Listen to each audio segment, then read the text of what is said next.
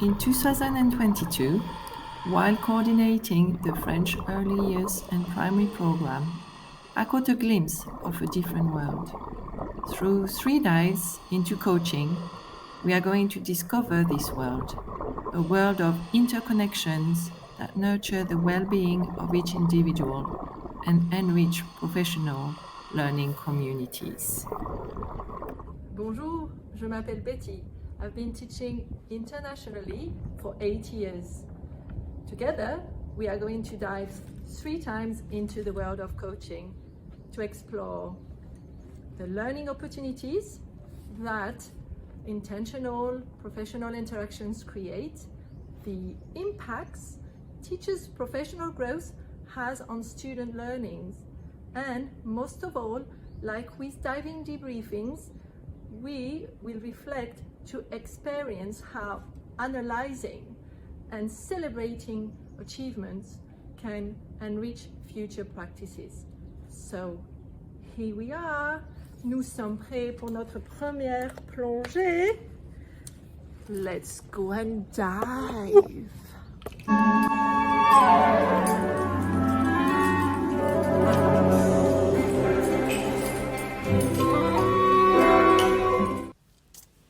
Like with diving, I had to familiarize myself with the coaching essentials.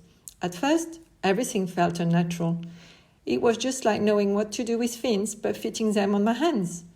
And that's okay because it's all part of the process of making the unnatural become natural, like knowing to clear a mask, decompressing, and adjusting buoyancy without thinking about the technicalities. Just like diving again, one of these coaching essentials is finding buddies to form trusting partnerships. Therefore, first and foremost, I want to recognize how 3 special people have guided me to contextualize coaching materials such as Elena Aguilar's workbook on emotional resilience, Brené Brown's Power of Vulnerability, and Steve Barclay's Coaching Continuum. Here is why I am especially grateful for the patience, the open-mindedness, and the collaboration I have experienced with these 3 special persons. People are at the heart of coaching, and at the early stages of my coaching, Butena, a French language assistant, immediately showed enthusiasm about trying my new skills. It was the exact demonstration of trust I needed to realize, thanks to her feedback, that I was on the right track with my listening skills. For me, the most important thing was to have clear strategies to structure my work as a French teaching assistant. Your advice of time management and task planning was very helpful to me. It has allowed me to be better organize my time and focus on the most important task. In addition, the pedagogical techniques that you proposed have helped me gain a better understanding of how to help students learn French. I now have a better understanding of how to plan my lesson and adapt my teaching methods to the individual needs of each student. Your help has enabled me to better organize myself and be more effective in my work, and this has been very important to me. The second connection that also helps me build a better idea of who I am as a coach is Youssef, an Arabic teacher. Youssef teaches in my classroom. I chose to make him feel welcome by inquiring about the way he was planning to use my classroom as a learning environment for his Arabic sessions. For him, our interactions contributed to mindset changes about stepping out of comfort zones. And they have allowed him to diversify modalities and introduce activities that address the students' diverse needs. Finally, the third but not least person is my co-teacher. Our partnership is the core of our everyday practice. From the start, she was very much interested in experiencing a coaching cycle. Still, I wish I had been experienced enough to listen intentionally to her feedback comments. Then I would have understood that all she was prepared for at that moment in time was to observe and find out more about the strategies that I use to share feedback with our students, to analyze data, and to personalize and address barriers to learning. Nevertheless, Her role in shaping my understanding of the readiness spectrum is so valuable, as these circumstances have provided me with a real-life experience of Steve Barclay's coaching continuum. It also perfectly illustrated Laura Lipton's insights from her Coach Better conversation when she explains that who is giving the information will define the stance an instructional coach will choose to take. Following this discovery dive into coaching, it was time to go further and find out more about connections between parameters such as the occurrences of my interactions and the nature of my questioning. Even though I am still in the process of realizing the extent of the benefits of the coaching moves that Diane Sweeney describes, listening to coaches' conversations about their experience with different coaching models motivated me to look at making visible the evidence of impacts from coaching on students' learning. To monitor how the coaching models I was involved with included students at their center, I decided to use a color coding system and a calendar format.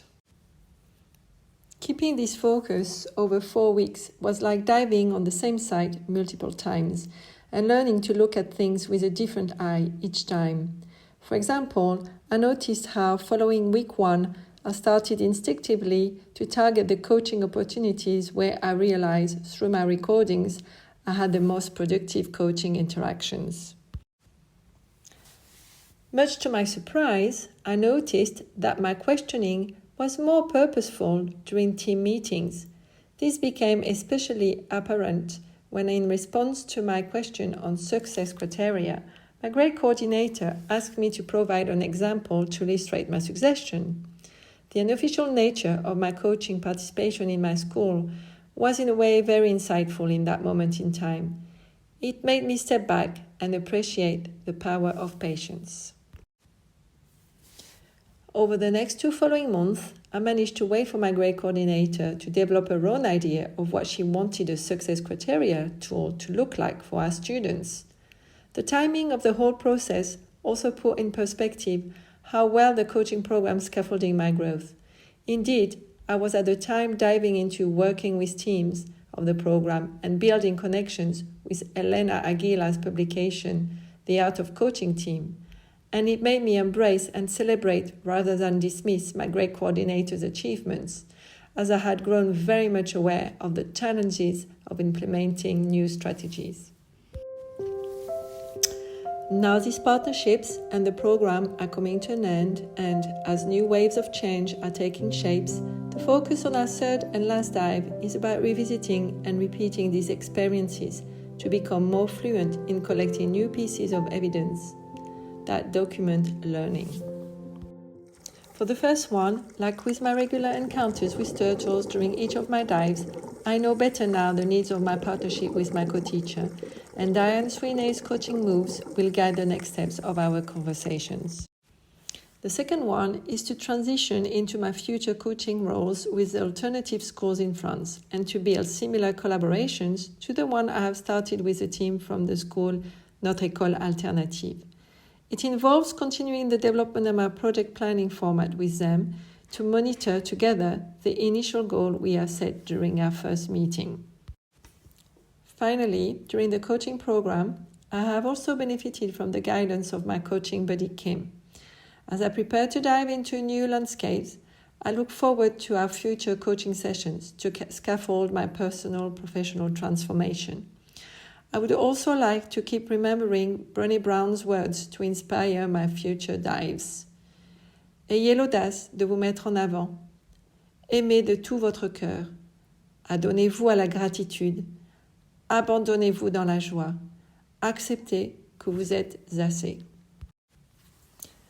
Special thanks to all my colleagues at Swiss International School and to my diving buddies, Grace, Mohamed, Patrick and Paul.